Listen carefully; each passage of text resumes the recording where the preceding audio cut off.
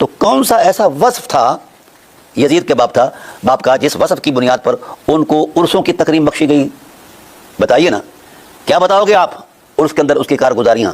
کہ رسول اللہ صلی اللہ علیہ وآلہ وسلم کے نظام کو تلچھڑ کرنا یہ ان کا کارنامہ ہے، صحابہ کی توہین کرنا یہ ان کا کارنامہ ہے، اہل بیت کی توہین کرنا یہ ان کا کارنامہ ہے، اور مال مفت دل بے رحم بیت المال میں خیانت کرنا یہ ان کا کارنامہ ہے، رشوت کا بازار گرم کرنا یہ ان کا کارنامہ ہے، اور جناب والا سود، شراب، جتنی بھی شریعت کا سٹرکچر تھا، شریعت کے ہر نظام پر جو ہے پانی پھیر دینا اور ہوا و ہوس کے سارے نظام کو برقرار رکھنا، یہ بتاؤ گے اور اس کے اندر ان کی جو ہیں عظمتیں ہیں؟ شرم آنی چاہیے مولویوں تمہیں، پر شرم والے دن لگتا ہے تم پیدا بھی نہیں ہوئے۔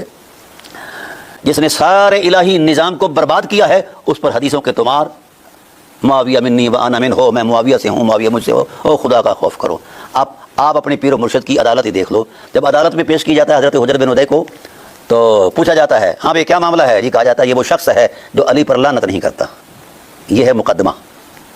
مر جاؤ مولویو، شرم نام کی کوئی شے ہے تم میں؟ تو عرس بناتے ہو بے شرمو، وہ خدا کے قہر سے ڈر جاؤ۔ یہ مقدمہ ہے، یہ الزام ہے ایک صوفی صحابی پر، اور الزام کیا ہے کہ یہ علی کو گالی نہیں دیتا، اس پر لعنت نہیں کرتا۔ اب وہ جو عادل حکمران ہے آپ کا، وہ فیصلہ کیا کرتا ہے؟ وہ حجر بن ادی کو سنتا نہیں ہے، سننا چاہیے نا، مدعی کو بھی سننا چاہیے، مدعا کو بھی سننا چاہیے۔ اب وہ فیصلہ کیا کرتا ہے کہ اگر جان بچانی ہے تو سر عام علی پر لعنت کرو، جان بچ جائے گی۔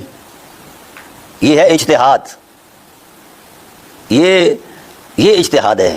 کیا منہ دکھاؤ گے تم مولوی اور رسول خدا کو جب تمہارے منہ کو یوم تبیض وجوہ وتسود وجوہ، جب تمہارے چہروں کو اللہ اپنے غضب سے سیاہ کر کے پیش کرے گا کہ یہ وہ ہیں جو دین میں رکھنا انداز تھے۔